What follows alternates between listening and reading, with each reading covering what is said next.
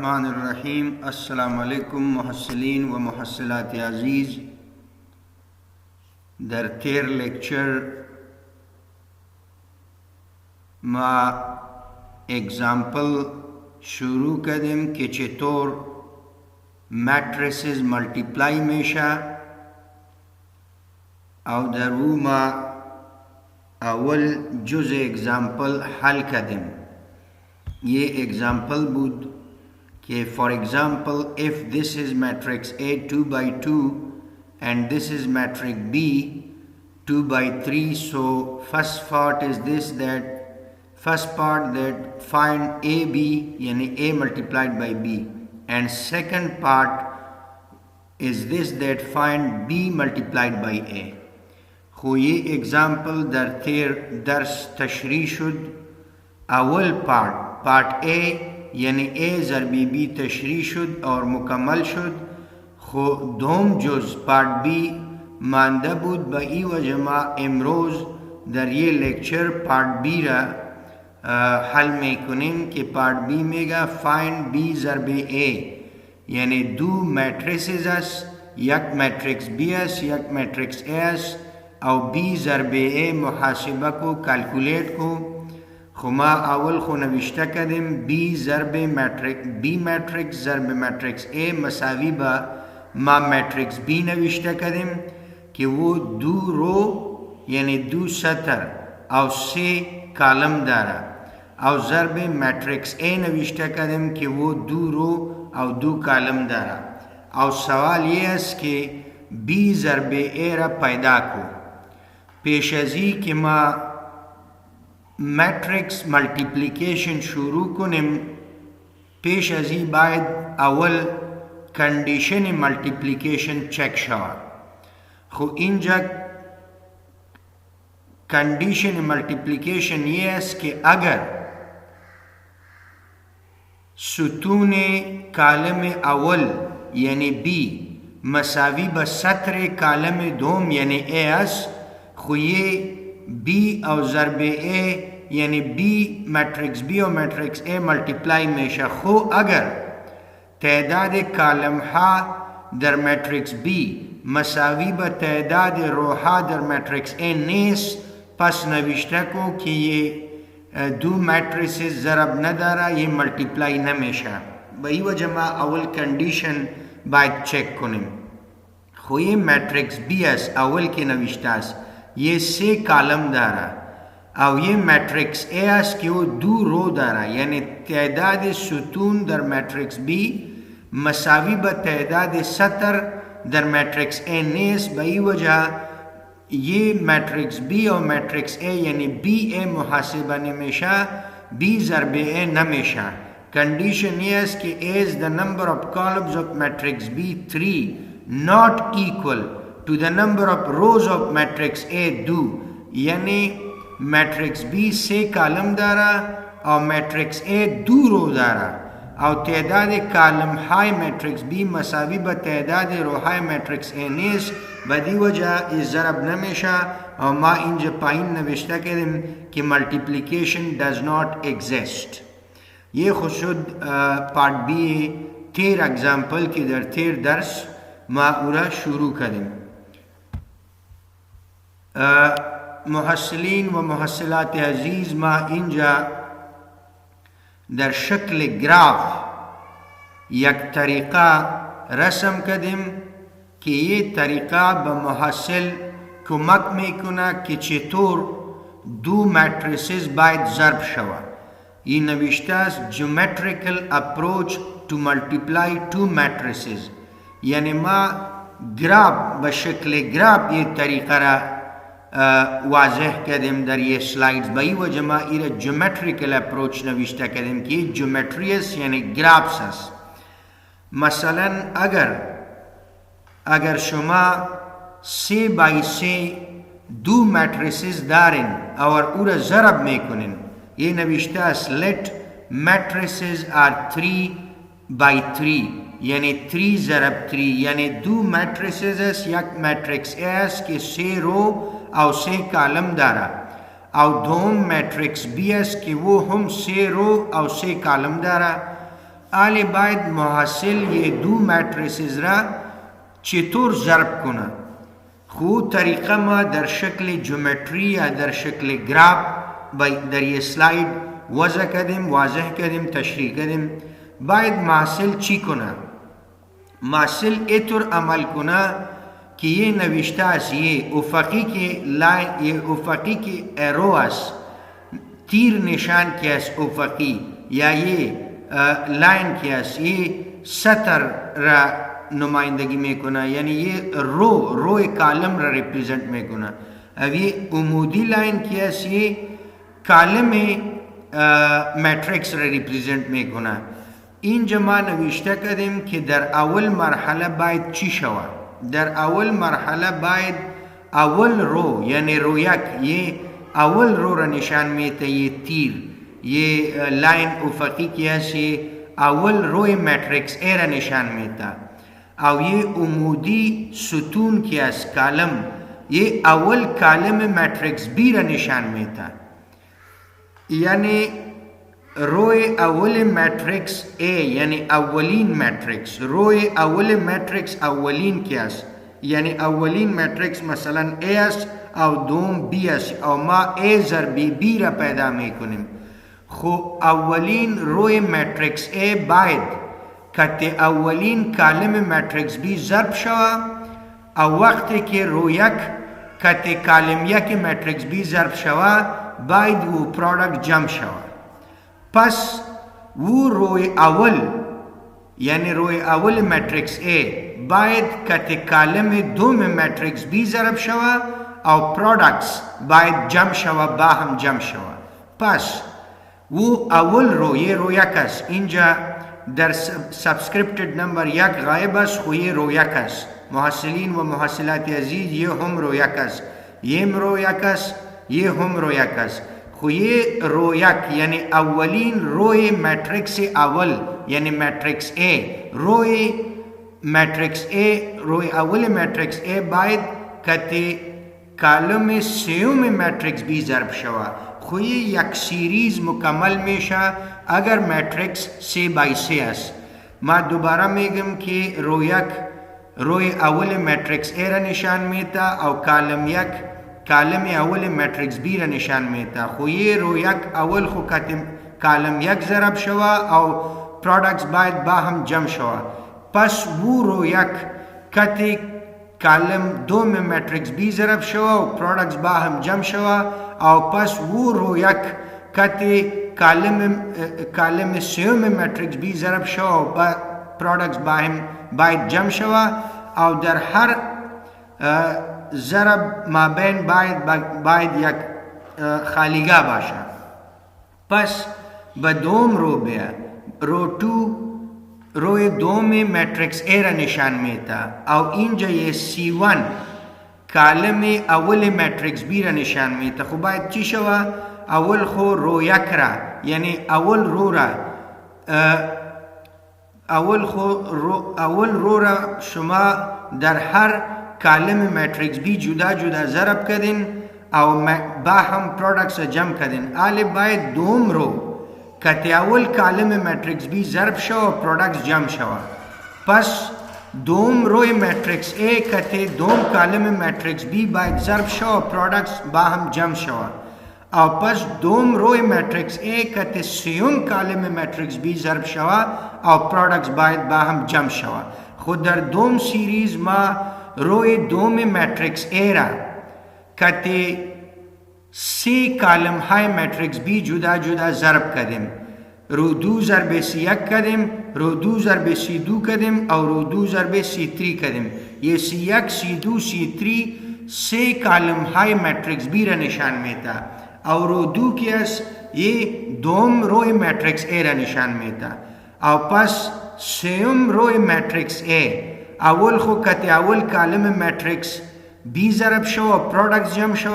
پس او روی سیوم ماتریکس A که کالم دوم ماتریکس B ضرب شو و پرودکتس جمع شو، او پس او رو 3 یعنی روی سیوم کالم A که کالم 3 ماتریکس B باید ضرب شو او پرودکتس با هم جمع شو. با این ترتیب که یک محصل پیش بروا वो सही ज़रब कदा नेताना मा दोबारा मेगम कि यानी در روی اول ماتریکس کتی کالم های دوم ماتریکس ضرب میشه از اول ماتریکس رو گرفته میشه او از دوم ماتریکس کالم ها گرفته میشه خو اول رو کتی کلگی کالم های دوم ماتریکس ضرب میشه پس دوم رو کتی کلگی کالم های ماتریکس بی ضرب میشه پس سوم روی ماتریکس ام کتی هر کالم ماتریکس بی جدا جدا ضرب میشه او جدا جدا پرودکتس جمع میشه و در مابین دو پرودکتس ولیو باید خالیگاه باشه یک سپیس او یه در اگزامپل ما واضح کردیم حالا ما اینجا to be continued یک دیگه اگزامپل گرفتیم for example if this is a matrix 1 3 2 یعنی ये matrix A است که dimension 1 by 3 داره یعنی یک سطر داره یه اتر افقی نوشته است یک رو او سه کالم داره یه اول کالم یه دوم کالم او یه سوم کالم شد خو یه ماتریکس A 1 by 3 dimension داره یعنی یک رو داره یه ماتریکس A او سه کالم داره او یه ماتریکس I یعنی آیدنتیتی ماتریکس ما نوشته کردیم پیش از این آیدنتیتی ماتریکس تعریف هم شد که वो ماتریکس که در او هر جای زیرو قرار داره اکسپت ما سوای بدون پرنسپل ڈائگنل که اونجا باید یک باشه ونز باشه یعنی یه پرنسپل ڈائگنل است او کلگی ون داره او دیگه کلگی عدد صفر است خو یک ماتریکس A است او یک ما آیدنتیتی ماتریکس گرفتیم یہ ماتریکس A ڈائمنشن دارا 1 by 3 یک رو سے کالم او آیڈنٹیٹی میٹرکس ڈائمنشن یا آرڈر دارا سے بائی سے روز دارا یہ روی اول 100 یہ روی دوم 010 او یہ روی سیوم 001 یعنی سے روز دارا 70 او سے کالم دارا اول کالم 100 دوم 010 او سیوم 001 یعنی آئیڈنٹیٹی میٹرکس آرڈر یا ڈائمنشن سے بائی سے دارا سوال یہ میں کنا کہ فائنڈ اے ضرب آئی یعنی میٹرکس اے را کتی آئیڈنٹیٹی میٹرکس آئی ضرب کو خوی ما نوشتہ کدم کہ ما باید میٹرکس اے را کتی آئی ضرب کنیم در حالت ضرب نوشتہ کدم اے ضرب آئی او یہ آئی ڈائمنشن دارا 1 by 3 سوری یہ ڈائمنشن آئی نیز یہ ڈائمنشن اے ضرب آئی میشہ وقتی کہ میٹرکس اے کتی آئیڈنٹیٹی میٹرکس ضرب میشہ ریزلٹ نتیجہ که میآیا او باید یک رو داشته باشه او سه کالم داشته باشه به این وجه دایمنشن آی نیز دایمنشن ای ضرب آی است خو اینجا اول خو ما باید کنڈیشن واضح کنیم وقتی که دو میتریسز را شما ضرب میکنین پیش از این که ضرب شروع کنین اول کنڈیشن ضرب را چک کو او کنڈیشن ضرب دو میٹریسز یہ است کہ اگر تعداد کالم ها در اول میٹرکس مساوی با تعداد رو ها در دوم میٹرکس است خو ضرب میشه ما میبینیم که کنڈیشن میٹرکس A کے ڈائمنشن دارا 1 by 3 است یعنی میٹرکس A 3 کالم دارا او میٹرکس I 3 روز دارا با ای وجہ تعداد سطر کالم تعداد ستون کالم A مساوی با تعداد سطر کالم I است با ای وجہ ضرب میشه و یہ کنڈیشن اینجا نوشته است as number of columns of matrix A یعنی 3 is equal to the number of rows of matrix B یعنی 3 so multiplication exists یعنی matrix A سے کالمز دارا او یہ مساوی با تعداد سطر matrix B اس کی وہ سے روز دارا خو کنڈیشن سیٹسفائیڈ شد بائی وجہ یہ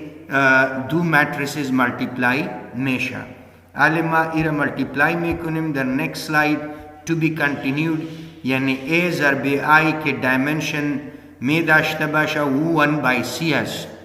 ریزلٹنٹ میٹرکس کی میں آیا وہ 1 by C میں آیا 1 by C خو ما ایره ضرب میکنیم اول خو ماتریکس A نوشته کردیم 1 3 20 یه ماتریکس A است ایره ما نوشته کردیم او در حالت ضرب ما آیدنتیتی ماتریکس را هم نوشته کردیم 1 0 0 0 1 0 0 0 1 ماتریکس A 3 کالم داره او ماتریکس I 3 روز داره کنڈیشن سیٹسفاید بایی و در ما ایره باید ضرب کنیم آلی طریقه در تیر سلایدز ما واضح کردیم که طریقه یه است که اولین روی ماتریکس اول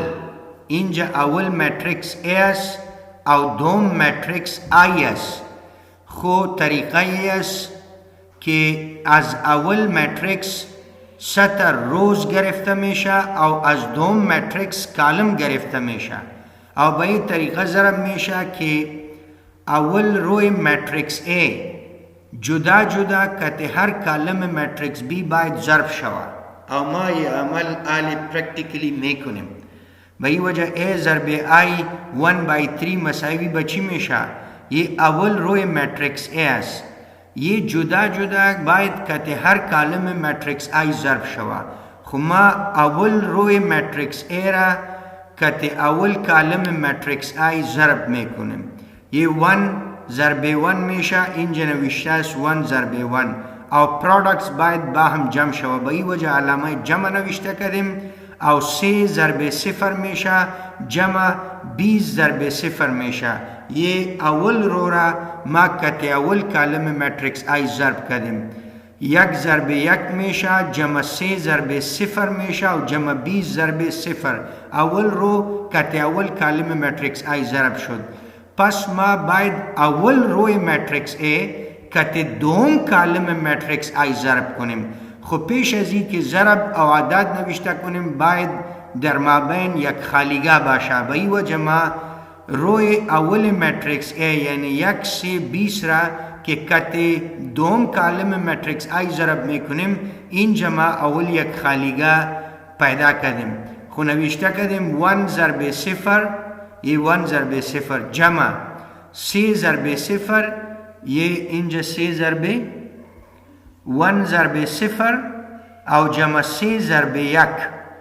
او پس جمع 20 ضرب 0 یہ ما روی اول ماتریکس A را کته دوم کالم ماتریکس I ضرب کردیم 1 ضرب 0 یہ شد 1 ضرب 0 جمع 3 ضرب 1 یہ شد 3 ضرب 1 جمع یہ شد 20 ضرب 0 یہ هم مکمل شد پس باید ما روی ماتریکس A را کته سیوم کالم ماتریکس I ضرب کنیم خو یہ روی ماتریکس A است 1 3 20 ایره ما در آخری کالم ماتریکس I باید ضرب کنیم و چی میشه 1 ضرب 0 یہ نوشته است 1 ضرب 0 جمع 3 ضرب 0 یہ نوشته است 3 ضرب 0 او جمع 20 ضرب 1 آخری نوشته است خو ما چون که ماتریکس A دوم رو نداره صرف یک رو داره ما یک روی ماتریکس A را کته هر کالم ماتریکس I جدا جدا ضرب کردیم او با هم پرودکتس را جمع کردیم حالی میشه A ضرب I 1/3 مساوی به این میشه 1 ضرب 1 جمع 3 ضرب 0 0 او جمع 20 ضرب 0 0 اینجا خالیگاه است 1 ضرب 0 0 جمع 3 ضرب 1 3 او جمع 20 ضرب 1 جمع 3 ضرب 20 ضرب 0 یہ 0 شد پس خالیگاه 1 ضرب 0 0 او جمع 3 ضرب 0 0 او آخری جمع 20 ضرب 1 20 A ضرب I 1/3 یہ شد 1 جمع 0 جمع 0 1 0 جمع 3 جمع 0 3 او 0 جمع 0 جمع 20 20 یہ ما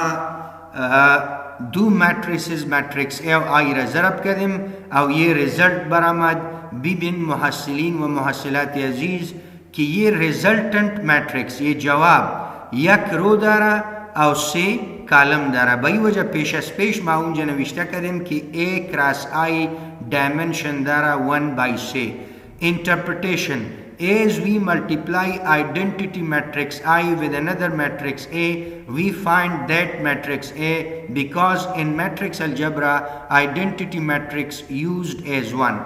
यानी पेश ما इरा डिस्कस करें कि वक्त की identity matrix कति एक दिगा मैट्रिक्स ज़रब शवा नतीजा वो दिगा मैट्रिक्स में आया यानी इन जमा मैट्रिक्स ए रा कति आइडेंटिटी मैट्रिक्स आई ज़रब करें और नतीजा मैट्रिक्स ए बरामद ये you can say that identity matrix yes वो दर मैट्रिक्स अलजबरा बहैसियत कार में कुना